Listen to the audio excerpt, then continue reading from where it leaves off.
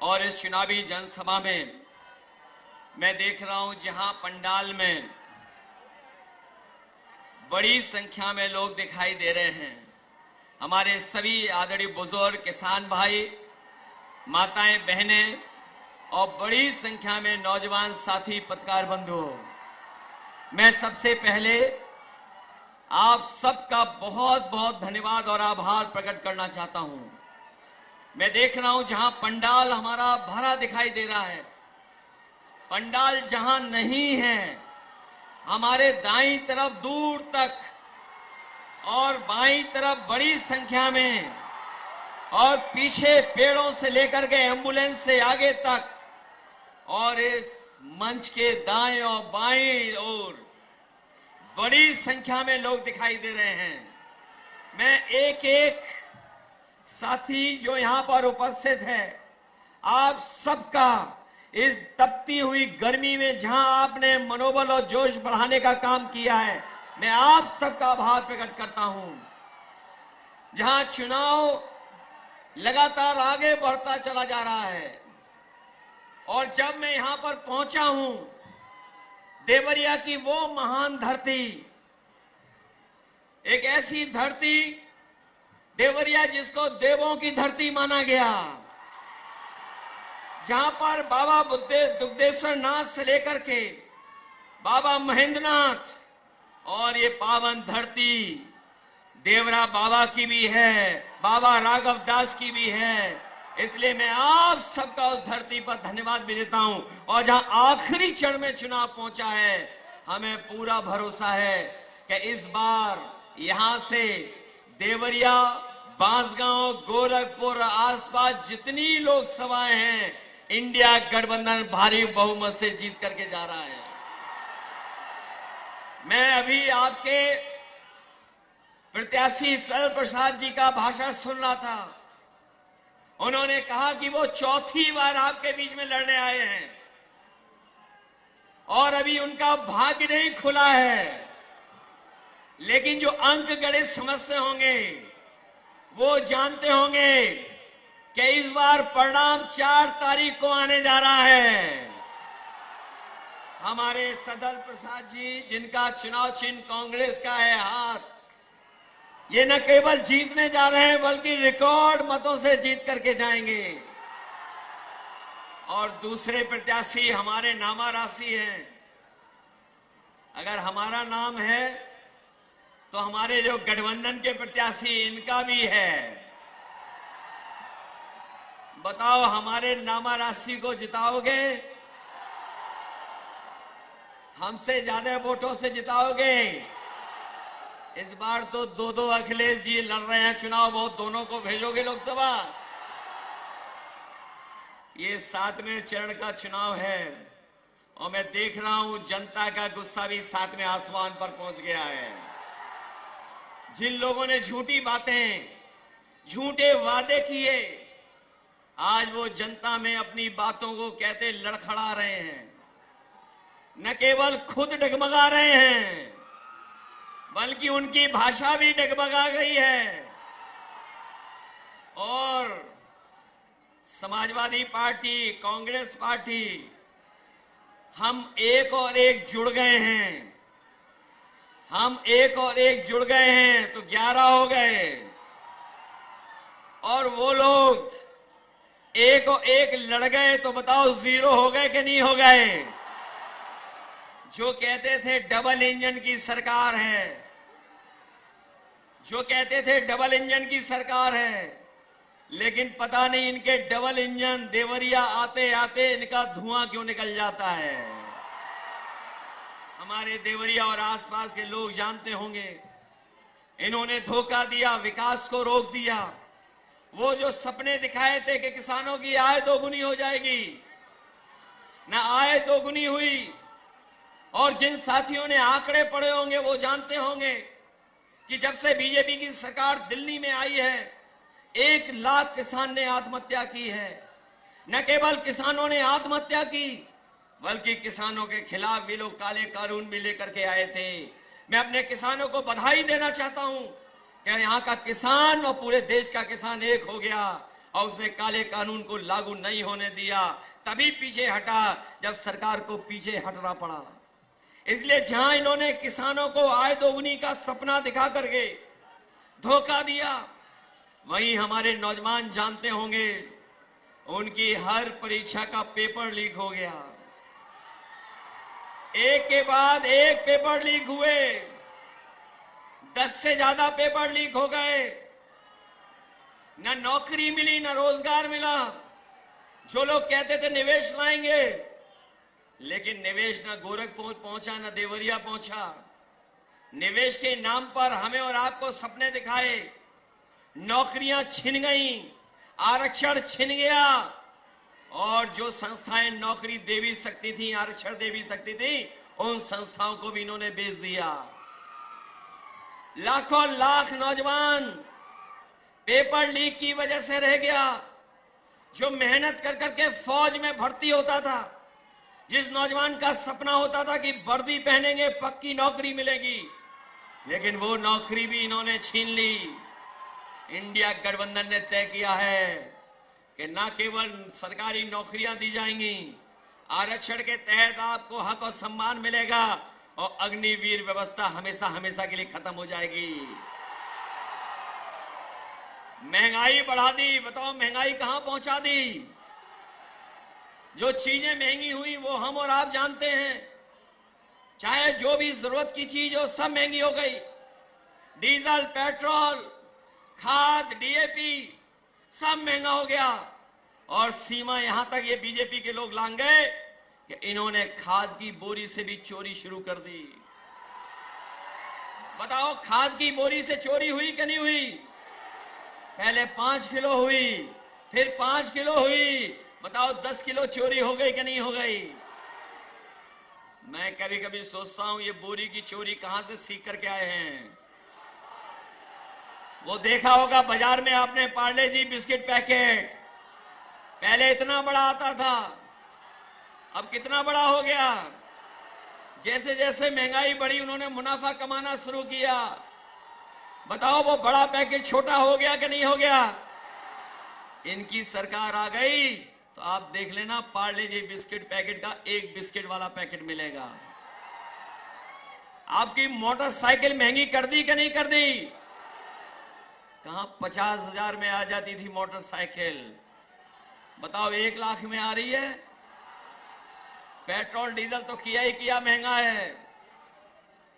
और यही नहीं, जब 2022 में ने वोट चाहिए था तो बताओ राशन में क्या क्या दे रहे थे आपको। राशन में रिफाइंड तेल दे रहे थे, नमक दे रहे थे, दाल दे रहे थे। आज मात्रा कम हो गई, राशन में पता नहीं क्या दे रहे हैं। भरपेट गरीब खाना नहीं खा सकता है। इसलिए समाजवादी पार्टी और कांग्रेस पार्टी ने भी तय किया है कि सरकार बनेगी 4 जून के बाद तो राशन की मात्रा बढ़ेगी, गुणवत्ता बेहतर होगी, पैकेट का आटा और डाटा भी फ्री देने का काम होगा।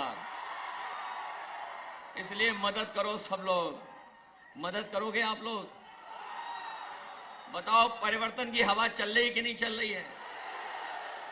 देवरिया वालों, हवा चला रहे हो कि नहीं चला रहे हो? ये पूर्वांचल के लोग हैं, इस बार रुकने वाले नहीं हैं। बताओ हिसाब किताब बराबर करोगे? न केवल हिसाब किताब देवरिया का करना है, बांसगांव से लेकर के गोरखपुर आसपास सब सीटों को जिताना है। क्योंकि ये चुनाव हमारे आपका तो है ही है, लेकिन ये चुनाव हमारे आने वाली पीढ़ी के भविष्य का चुनाव भी है। जहां हमारी भविष्य की पीढ़ी का चुनाव है, वहीं संविधान बचाने का चुनाव है कि नहीं है? संविधान बचाओगे आप लोग? ये संविधान वही है जो हमें आपको सम्मान दिलाता है, हमें आपको हक दिलाता, अधिकार दिलाता है। यही संविधान हमारी संजीवनी है। मैं अपनी बात को कहता हुआ खत्म करता हूं कि रोटी, कपड़ा और मकान, लेकिन सबसे पहले हमें बचाना है संविधान। इसलिए मदद करिए। मुझे पूरा भरोसा है कि इस बार सदल प्रसाद जी ऐतिहासिक वोटों से जीत करके जाएंगे। जिताओगे आप लोग? ऐसा तो नहीं है बूथ पे जाने के लिए घबरा जाओ आप लोग। बीजेपी वाले रोकें तो रुक तो नहीं जाओगे? एक क्रांतिकारी धरती वाले लोग हैं, ये रुकने वाले नहीं हैं। ये आपको डराएं तो डरोगे तो नहीं? ये कुछ लालच दें बूथ के दिन तो कुछ करोगे तो नहीं? ये घालमेल करें तो बच के रहोगे? तो इसलिए बूथ पर तैयारी कर करके वोट डालना। 4 तारीख ये बीजेपी वाले अच्छे दिन तो लाए नहीं, लेकिन 4 तारीख को खुशियों के दिन आएंगे, और खुशियों के दिन हमारे आपके तो आएंगे ही आएंगे। इन हमारे प्रेस वालों के लिए आजादी का दिन होगा, सुनहरा दिन होगा, फ्रीडम ऑफ प्रेस भी होगा। न केवल सरकार बदलने जा रही है, मित्र मंडली बदलने जा रही है। मित्र मंडली तो बदलेगी बदलेगी, मंत्रिमंडल भी बदलेगा और मीडिया बंडल भी बदलेगा 4 तारीख को। जो सुनाते रहे मन की बात, अब होगी संविधान की बात। इन्हीं शब्दों के साथ आप सबका बहुत बहुत धन्यवाद और बहुत बहुत आभार व्यक्त करता हूं। भाइयों और बहनों, प्यारे कार्यकर्ता, इंडिया अलायंस वाले, बब्बर शेर, टाइगर, जो इतनी गर्मी में शिकार करने निकले हैं। भाइयों और बहनों, विचारधारा की लड़ाई है। एक तरफ इंडिया गठबंधन और ये संविधान, और दूसरी तरफ वो लोग जो इस संविधान को रद्द करना चाहते हैं, खत्म करना चाहते हैं, फेंकना चाहते हैं। बीजेपी के नेताओं ने खुलकर कहा है कि अगर हमारी सरकार आएगी हम संविधान को खत्म कर देंगे। मैं उनको कहना चाहता हूं, आपकी सरकार नहीं आएगी।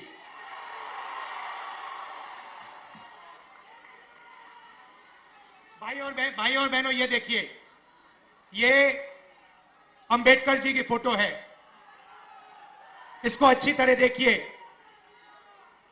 और ये जो अंबेडकर जी ने किया, ये जो बाबा साहब ने किया, ये है। ये संविधान बनाने के लिए अंबेडकर जी ने अपनी पूरी जिंदगी दे दी। ये आप भूलिए मत, ये आप भूलिए मत। मैंने अंबेडकर जी की किताबें पढ़ी हैं। उसमें उन्होंने कहा, उन्होंने बताया कि हिंदुस्तान में दलितों के साथ, पिछड़ों के साथ आजादी से पहले कैसा बर्ताव हुआ करता था। उन्होंने कहा कि जब वो छोटे थे, बच्चे थे, बैलगाड़ी पे गए और उनको पूरे रास्ते पानी नहीं पीने दिया गया था। भाइयों और बहनों, 3000 साल के लिए इस देश में, इस धरती में दलितों पर अत्याचार हुए हैं। कॉन्स्टिट्यूशन ने, संविधान ने पहली बार हिंदुस्तान की हिस्ट्री में दलितों को इज्जत दी है, रिस्पेक्ट दी है। और आज बीजेपी के लोग कहते हैं कि हम अंबेडकर जी के काम को, उनके सपने को फाड़ के फेंक देंगे।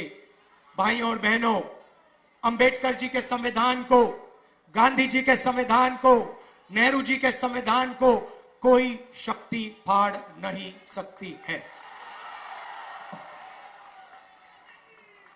मैं हिंदुस्तान के सब लोगों से कहना चाहता हूं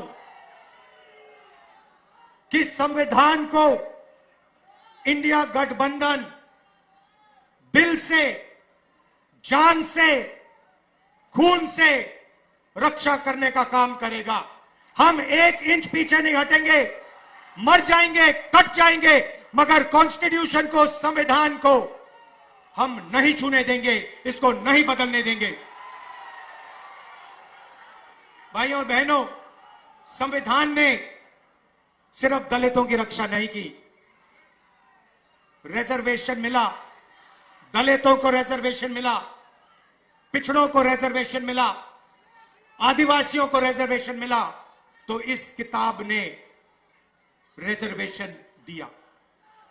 अब बीजेपी कहती है कि पिछड़ों को, दलितों को, आदिवासियों को रिजर्वेशन नहीं मिलना चाहिए, रिजर्वेशन को वो खत्म करना चाहते हैं।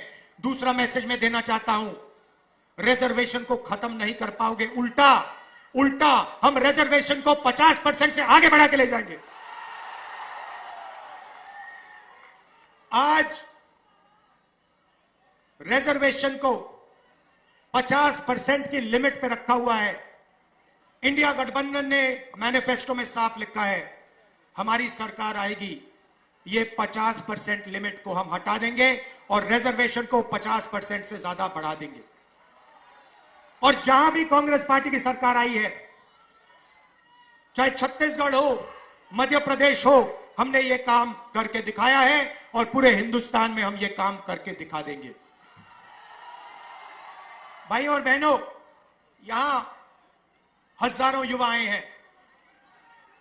पहली बार हिंदुस्तान के इतिहास में नरेंद्र मोदी जी ने सेना के जवानों को मजदूर में बदल दिया है। उनको पेंशन देने के बजाय, शहीद का दर्जा देने के बजाय, कैंटीन देने के बजाय नरेंद्र मोदी ने हिंदुस्तान के युवाओं को कहा है कि अगर आप गरीब घर के बेटे हो और आप सेना में जाते हो तो आपको ना पेंशन मिलेगी, ना कैंटीन मिलेगी, और अगर शहीद होते हो तो तुम्हें शहीद का दर्जा भी नहीं मिलेगा। और अमीर घर के बेटों से कहते हैं कि अगर आप अमीर हो तो आपको पेंशन मिलेगी, आपको शहीद का दर्जा मिलेगा, आपको कैंटीन मिलेगी, आपके परिवार की रक्षा होगी। अग्निवीर योजना के हम खिलाफ हैं। मैं हिंदुस्तान के युवाओं को कहना चाहता हूं, अग्निवीर योजना को इंडिया सरकार फाड़ के कूड़ेदान में फेंकने वाली है। ये सेना का स्कीम नहीं है, ये नरेंद्र मोदी जी का स्कीम है, ये पीएम ऑफिस का स्कीम है, और इससे सेना का, देशभक्तों का, जवानों का अपमान किया जा रहा है। इसीलिए हम इस स्कीम को रद्द करने जा रहे हैं।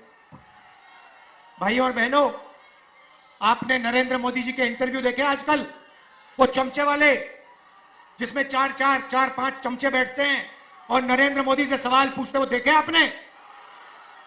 अखिलेश जी से इंटरव्यू करते हैं तो उल्टे सीधे सवाल पूछते हैं, मगर नरेंद्र मोदी जी से सवाल पूछते हैं तो कहते हैं, मोदी जी आप आम कैसे खाते हो? मोदी जी आप आम छील के खाते हो या काट के खाते हो? मोदी जी आम खाने से पहले आप उसको धोते हो? और मोदी जी जवाब देते हैं, ओ चमचो, नरेंद्र मोदी कुछ नहीं करता है, सब कुछ अपने आप होता है। नरेंद्र मोदी को धरती पे परमात्मा ने भेजा है, बाकी सब लोग बायोलॉजिकल हैं, माता पिता से पैदा हुए हैं। नरेंद्र मोदी बायोलॉजिकल नहीं है, नरेंद्र मोदी जी ऊपर से टपक के आए हैं, उनको परमात्मा ने हिंदुस्तान भेजा है परमात्मा का काम करने के लिए। मजे की बात यह है कि परमात्मा ने उनको अदानी जी की मदद करने के लिए भेजा है, अंबानी जी की मदद करने के लिए भेजा है, मगर परमात्मा ने उन्हें किसान को मदद करने के लिए नहीं भेजा, मजदूर को मदद करने के लिए नहीं भेजा, जाति जनगणना करवाने के लिए नहीं भेजा। अजीब सी बात है भाइयों और बहनों, अगर सचमुच में परमात्मा ने भेजा होता तो परमात्मा कहते कि हिंदुस्तान के सबसे कमजोर लोगों की मदद करो, किसानों की मदद करो, मजदूरों की मदद करो, गरीबों की मदद करो। नरेंद्र मोदी जी के परमात्मा ने उन्हें कहा, नरेंद्र मोदी जी अदानी की मदद करो, हिंदुस्तान के सारे एयरपोर्ट अदानी को दे दो, हिंदुस्तान के पावर प्लांट्स को अदानी को दे दो, रेलवे अदानी को दे दो, 16 लाख करोड़ रुपए कर्जा माफ करो अदानी अंबानी का। ये कैसे परमात्मा है? ये नरेंद्र मोदी जी वाले परमात्मा है। भाइयों और बहनों, परमात्मा की बात हो रही है तो आपने राम मंदिर का इनॉग्रेशन देखा? राम मंदिर के इनॉग्रेशन में हिंदुस्तान के राष्ट्रपति जो आदिवासी हैं उन्हें कहा जाता है तुम्हें नहीं आना है, तुम्हारा चेहरा नहीं दिखना चाहिए। राम मंदिर के इनॉग्रेशन में एक पिछड़ा वर्ग का व्यक्ति नहीं था, एक दलित नहीं था, एक किसान नहीं था, एक मजदूर नहीं था। अंबानी अदानी की लिस्ट लगी हुई थी वहां पर। तो जो भी ये करते हैं अदानी अंबानी के लिए करते हैं। अब हमें काम करना है। इंडिया गठबंधन की सरकार आ रही है। मैं आपको सिर्फ आज दो चीजें कहना चाहता हूं।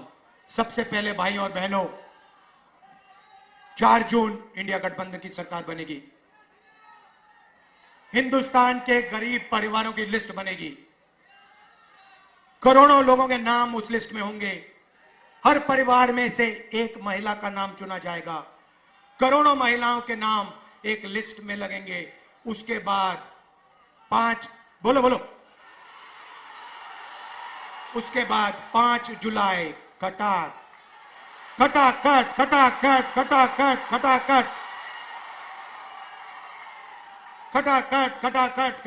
5 जुलाई, 5 अगस्त, सितंबर, अक्टूबर, नवंबर, दिसंबर। मीडिया वाले लोग कहेंगे देखो देखो इंडिया गठबंधन गरीबों की आदत बिगाड़ रहा है। हम उनसे कहेंगे ज्यादा बोला तो दुगना कर देंगे। आप लोग अंबानी के हो, अदानी के हो, आप अपना काम करो, आप उनकी शादी दिखाओ, हम अपना काम करेंगे। हमारा काम गरीबों के बैंक अकाउंट में, किसानों के बैंक अकाउंट में, महिलाओं के बैंक अकाउंट में हिंदुस्तान का धन डालने का है। हम उस काम को पूरा करेंगे। भाई और बहनों, किसानों का कर्जा माफ होगा। मिनिमम सपोर्ट प्राइस कानूनी मिलेगी। मनरेगा में आज 250 रुपए मिलते हैं, 400 रुपए मिलेंगे। और आशा और आंगनवाड़ी की जो महिलाएं हैं, जितनी भी उनकी आज आमदनी है उसको हम डबल कर देंगे। आखिरी बात, नरेंद्र मोदी ने बेरोजगारी फैलाई, उत्तर प्रदेश के युवाओं को चोट पहुंचाई। आपसे कहा युवाओं नाली के ओर जाओ, नाली में पाइप डालो, नाली में से गैस निकलेगी, पाइप को चूल्हे में लगाओ और पकौड़े बनाओ। और उसके बाद कहते हैं परमात्मा ने कहा है कि मैं हिंदुस्तान के युवाओं को नाली के गैस से पकौड़े पकाना सिखाऊं। आपको बेरोजगार बनाया। 30 लाख सरकारी नौकरियां इंडिया गठबंधन के आते ही आपके हवाले कर देंगे। बेरोजगार युवाओं के बैंक अकाउंट में, गर्मी है काफी,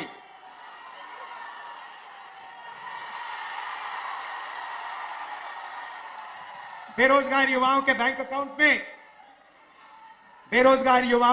अकाउंट में महीने के 8,500 रुपए, साल के 1 लाख रुपए, खटाखट पहली नौकरी पक्की स्कीम में। भाई और बहनों, ये जो हम आपके जेब में पैसा डाल रहे हैं इसके पीछे सोच है। नरेंद्र मोदी ने 22 अरबपति बनाए।